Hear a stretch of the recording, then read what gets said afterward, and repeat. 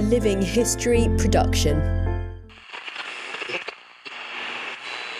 This is the Living History Podcast, broadcasting live across the airwaves.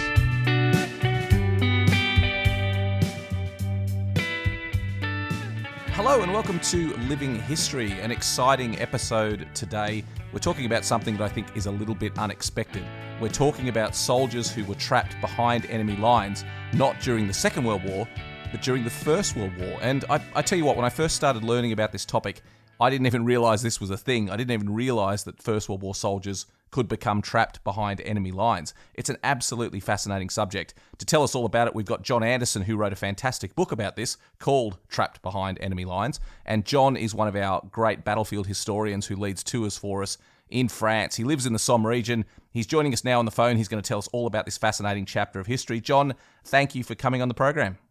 Hi, Matt. How are you? Mate, I'm going really, really well. I'm looking forward to this subject because, as I said, I was one of the people out there that I'm sure, like my listeners, who didn't even realise this was a thing. So basically what we're talking about here, the overview is we're talking about British soldiers who early in the war became trapped during the German advance behind those German lines and were harboured by civilians. Have I summed that up correctly? Yeah, pretty much so, Matt.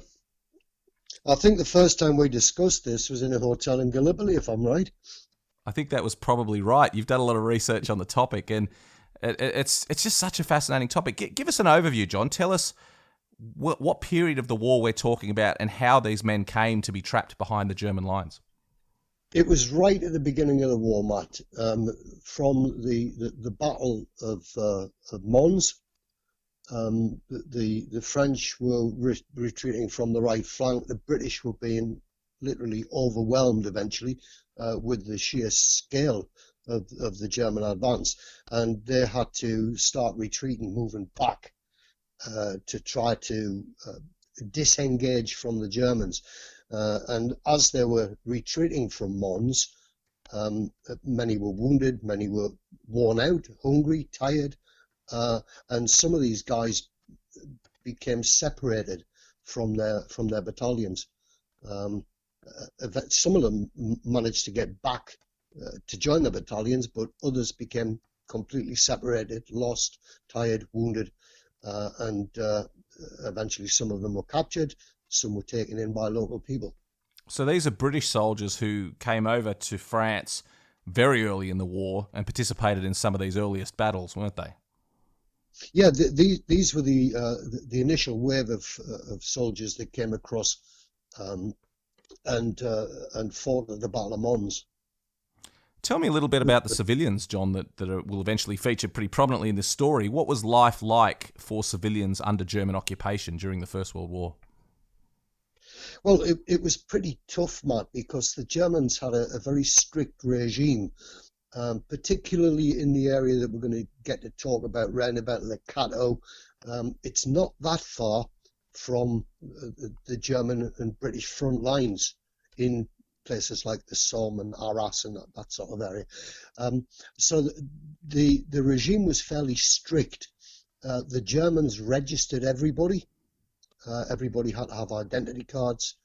Houses were searched. The Germans would requisition virtually anything they wanted.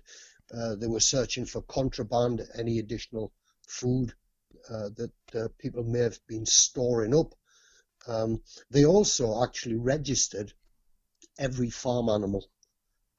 So every chicken, every cow, every sheep, they were all kept in a register, and farmers weren't allowed to slaughter animals without direct permission from the Germans. So it was total control.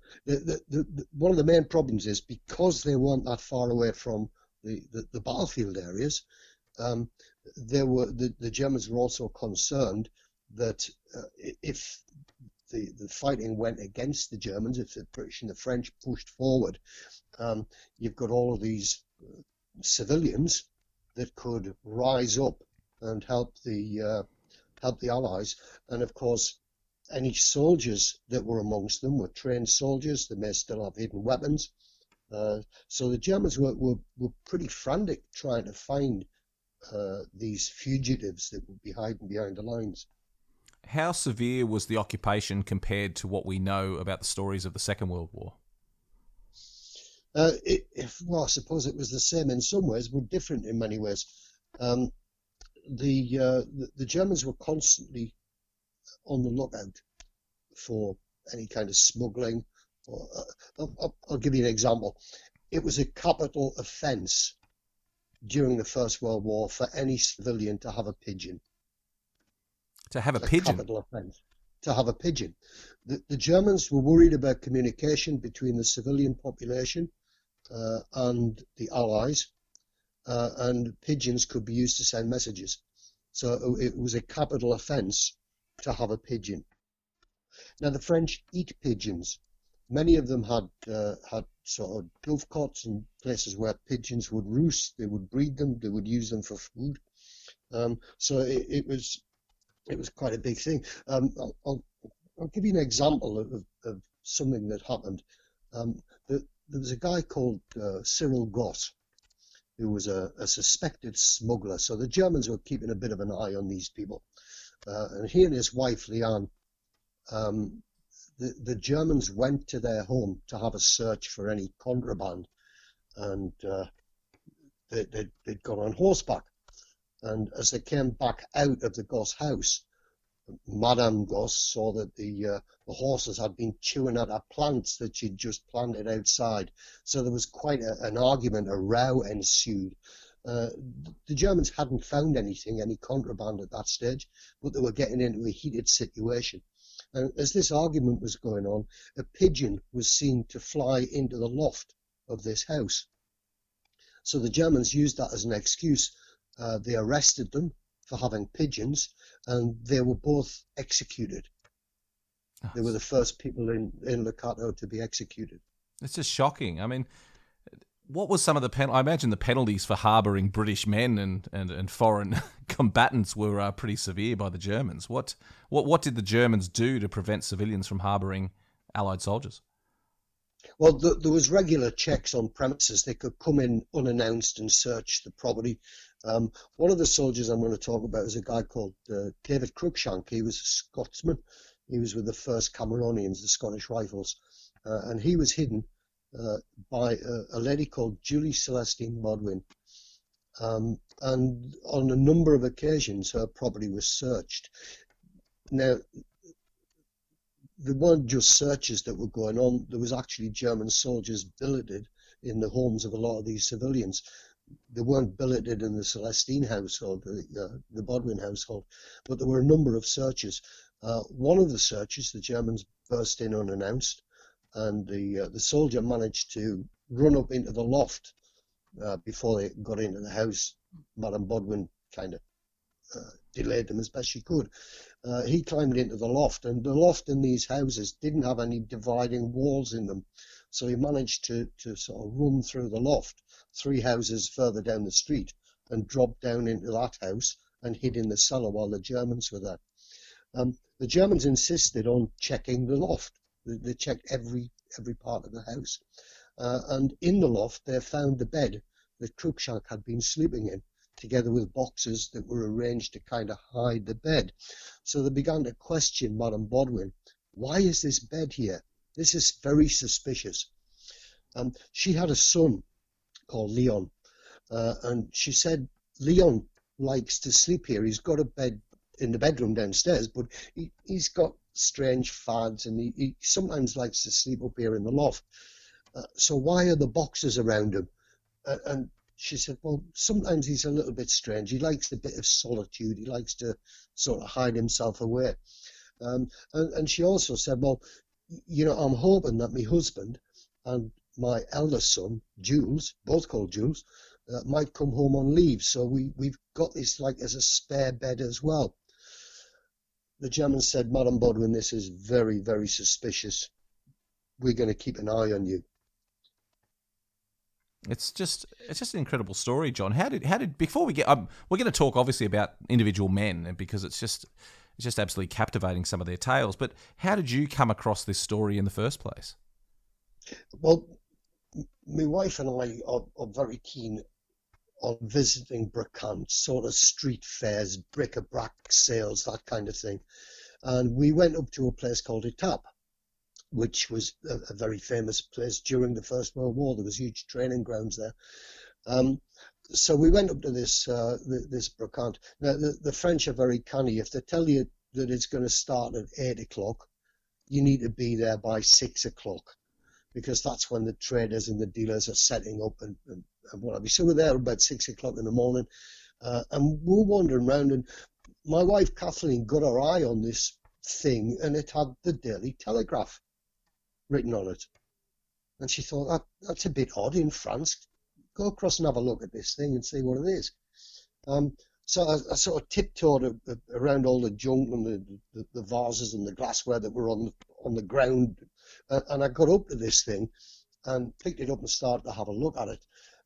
Just as the dealer got to me, and in it, my French isn't brilliant, but I more or less understand. He said, "This is very rare. It might even be unique." And this and the other.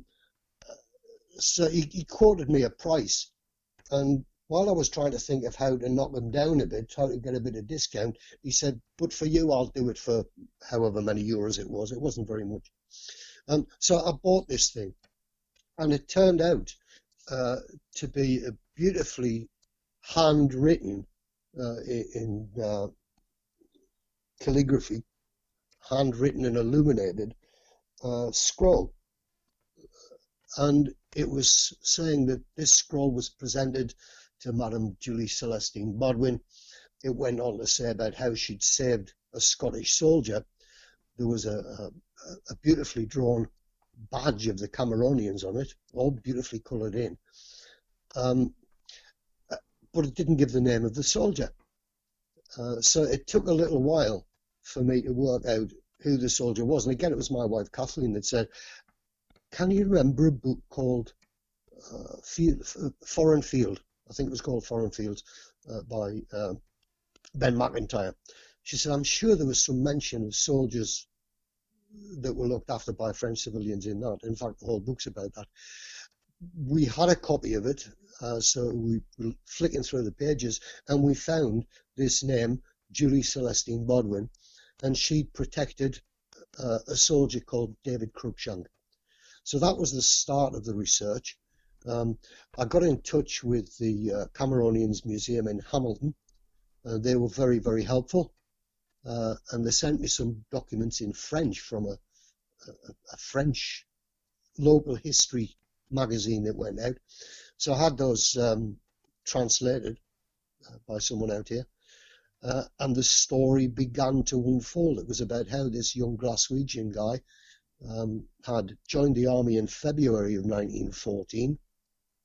He'd gone off to fight at the Battle of Mons, and he'd been separated from his regiment, was taken in by Julie Celestine Bodwin and her family. And then from there, further research led me to other soldiers who had also been trapped. Well, John, let's talk about some of them specifically. Let's talk about Mr. Crookshank. He was the first one you mentioned. Just tell us his story. How did he come to be in her care, and what happened to him during the course of the war?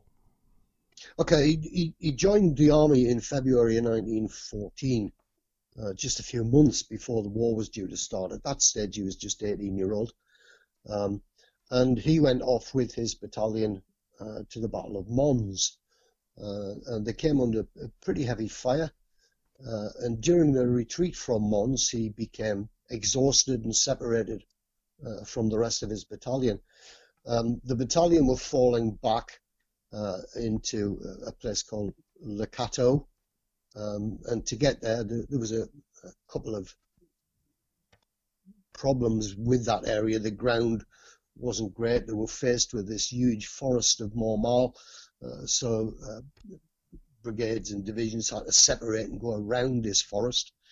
So there was a lot of confusion. Guys, David, it said, was wounded, exhausted, and he found himself in Le Cateau on the morning of the 26th of August, 1914, just as the British Army were moving back from Le Cateau to make a stand just behind there to try to hold the Germans off.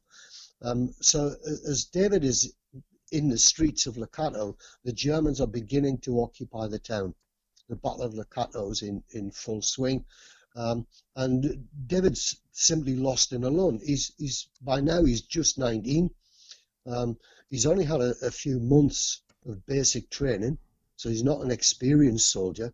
And can you imagine what it must have been like to be in the streets of a strange town with groups of Germans occupying the town that literally shoot at anything that moved?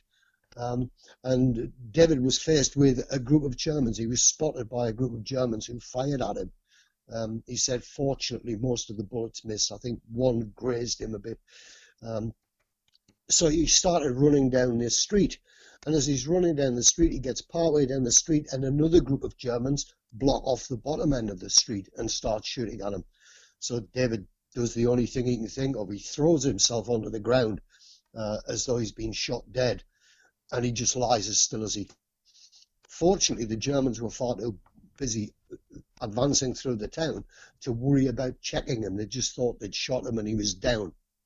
And as they moved off, there's two stories or two versions of the story as to how he met Madame Bodwin.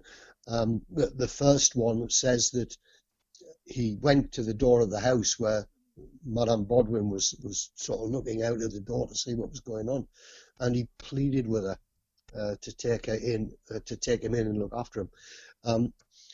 She herself, her husband, and her eldest son Jules were away fighting the war with the French forces, and she thought, if my son should find himself in these kind of circumstances, I would want the person that found him to take him in and care for him. So that's what she did. She took him in and she started looking after him. The other version, told by David a few years later, was that he ran through an alleyway between the houses and hid in the garden, and then worked his way into the cellar of Madame Bodwin's house. And he said that there was beer on the table, wine and beer, so he was very thirsty, so he had a drink. And then he heard footsteps coming down into the cellar, so he pointed his rifle at these approaching footsteps, and Madame Bodwin appeared. I don't know what she would have thought, having a British soldier aiming a rifle at her, but it must have been a scary moment for her.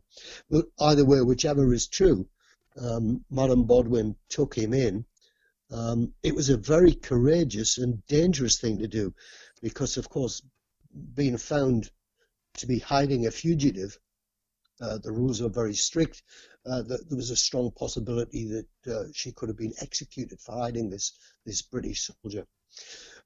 But she decided to take him in despite the risks. She cleaned him up. She tended to his wounds. But he needed a bit more care than she could give him, a bit more medical care to get him back on his feet. So there was a local doctor called Pierre Tyson that she trusted with the secret of David being hidden there. Initially, he was hidden in a little hut at the bottom of the garden that was kind of overgrown with ivy and stuff like that. But eventually, he was brought into the house, and they had a little hiding place built in the loft for him. And what happened to him over the course of the next weeks and months, John? After this period of rest and building his strength up again, he was going mad in the confines of this small house. Of course, it was very, very dangerous to go out into the streets because of the German patrols, because somebody might see him and recognize him and you realize he's a German soldier. But they managed to get him some sort of workman's clothes. And he and Julie Celestine's son Leon, once it was dark, would go out into the back streets and have a little bit of a wander around just to get some exercise.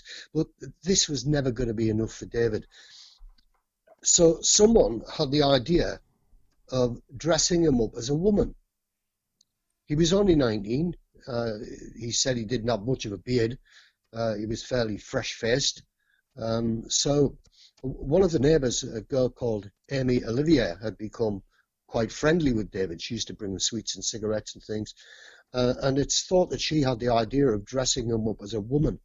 So they got clothes from various places, and a cousin of Julie Celestine Bodwin was a hairdresser, so he managed to acquire a wig.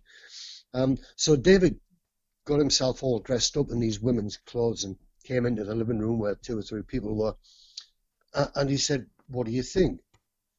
And Amy said, "Well, David, you look like a woman, but you act like a man."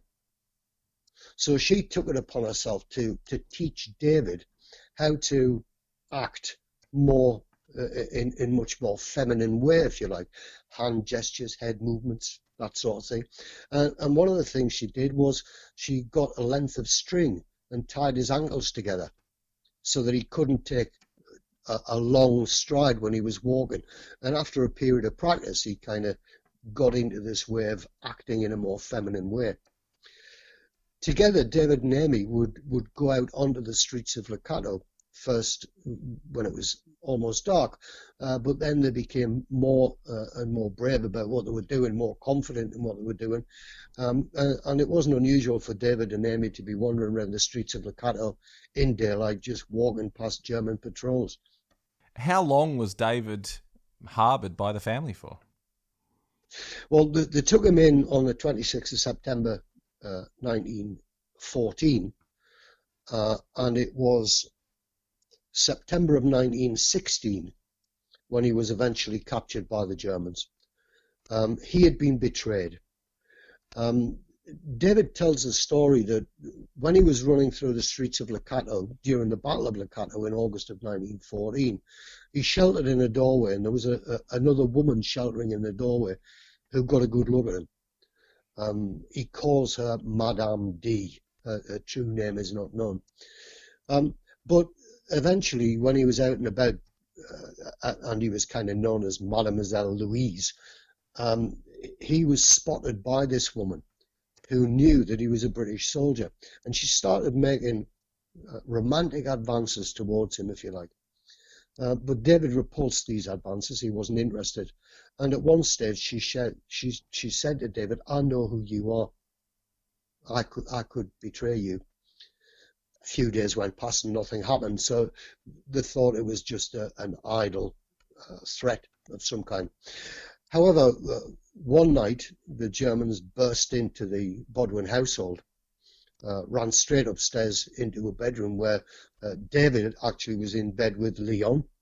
They were sharing a bed at that stage. They pulled the blankets back off the bed to reveal David lying in the bed, and they knew they'd caught a British soldier. So David and Madame Bodwin were taken to the cellar of a local convent that was being used by the Germans at that stage as a headquarters. They were locked up in the cellar of this convent, and eventually came the day for a tribunal, a court case. They were brought in front of German officers who were acting as judge and jury effectively. The evidence was laid before this tribunal. And David swore that he'd never left the house, that he wasn't a spy. He just stayed in the house all the time. But the Germans wouldn't believe what he was saying. So he was sentenced to death. At this stage, Madame Bodwin, who was in the tribunal room, made an impassioned plea to the Germans. She said, "My husband and my son are fighting with the French army. I have no word of them.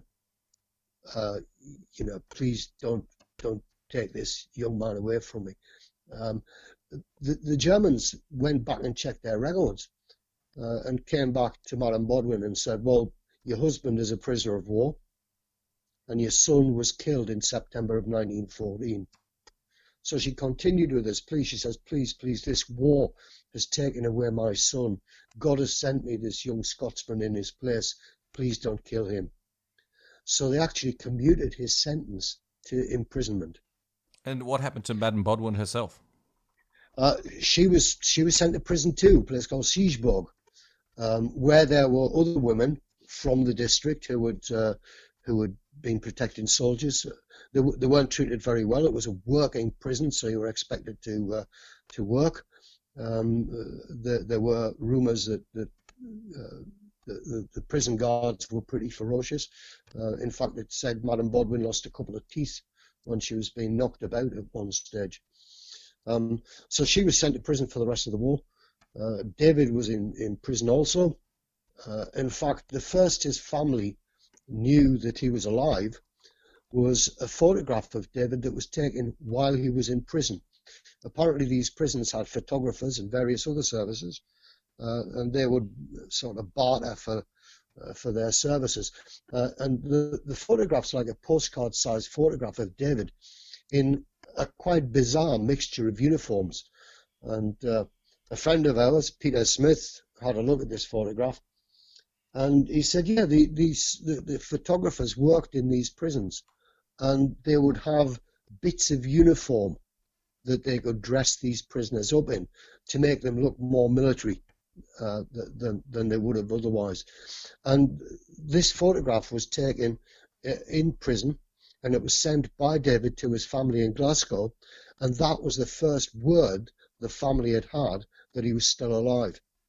Because having gone missing on the 26th of August 1914, David would then have been presumed killed in action. And so presumably he survived captivity and survived the war.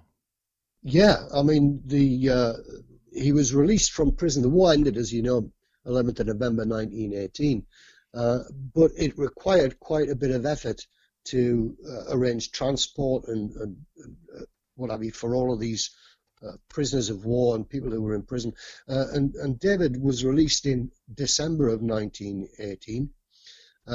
He had to go back to Glasgow, to his family and his regiment.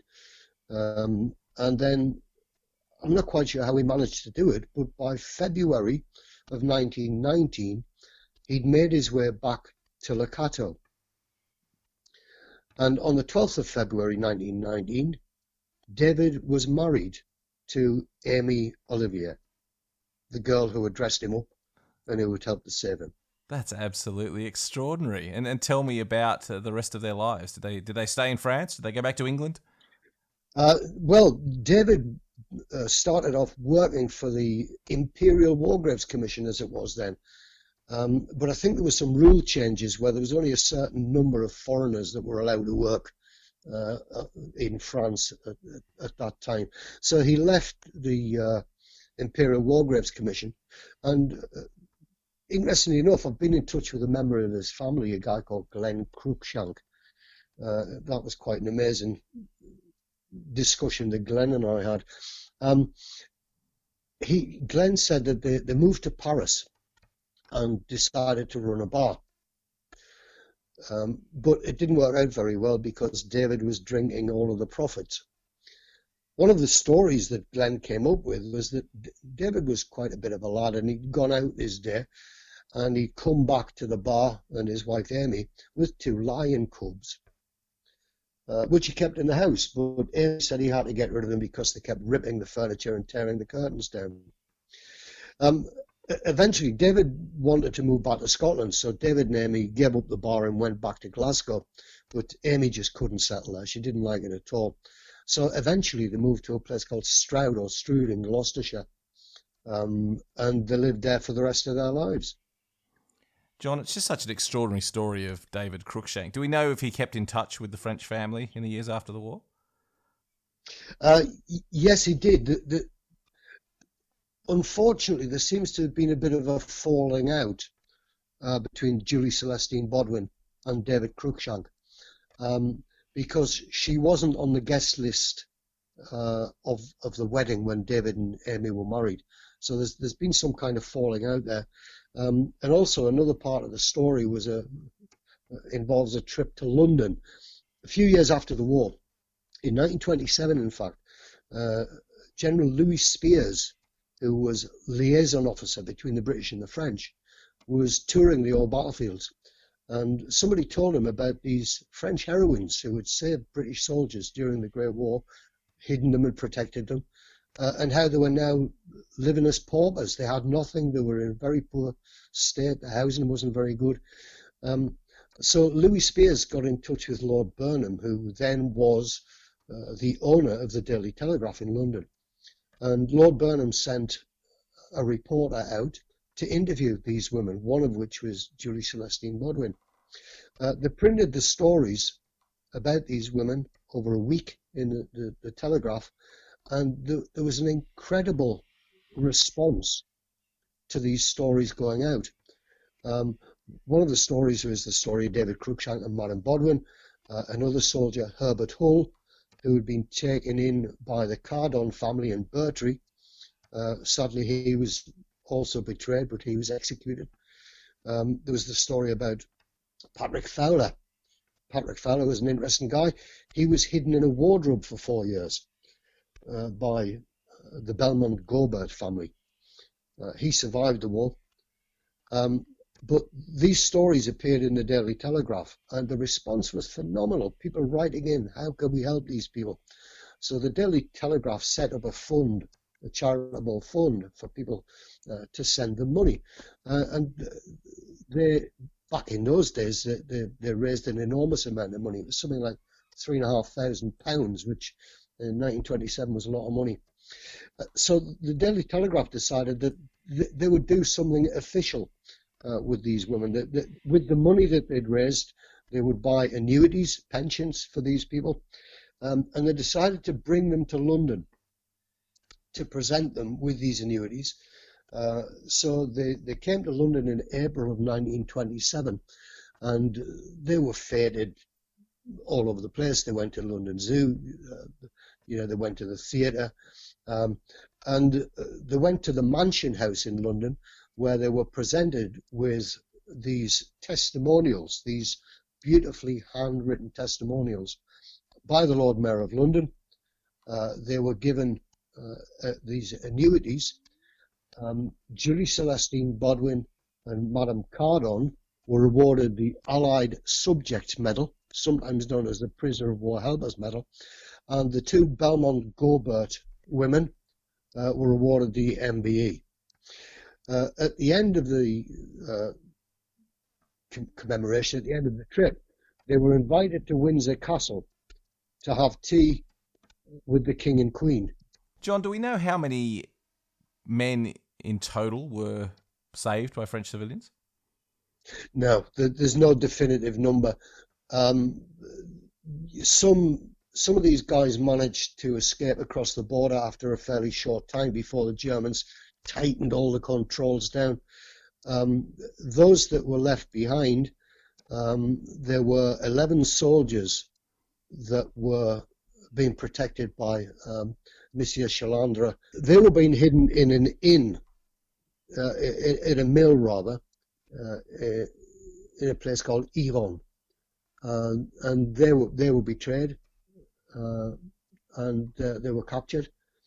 And the 11 soldiers and Monsieur Chalandre were executed by the Germans. It's the largest execution, mass execution of British forces in the First World War. Well, John, it's just such a gripping tale, and you tell in much greater detail in your book. Tell us a little bit about the book, Trapped Behind Enemy Lines. Yeah, it's a joint effort by myself and a guy called Victor Puke.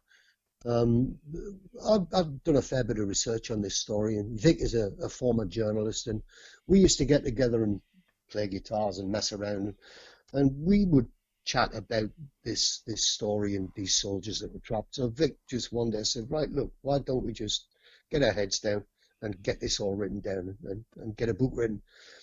So we did over a period of a couple of years. We did a bit of extra research and got it published in 2014, I think it was, about 6 years ago now. Well, it's a fascinating story, John, and people can look out for that book, Trapped Behind Enemy Lines, and to learn more about it, because it's just such an interesting chapter of the First World War that we don't know very much about. Thank you so much for taking the time to tell us about it today. My pleasure. Thanks for listening. Don't forget to subscribe and leave a review for the podcast, and visit livinghistorytv.com for more great history content.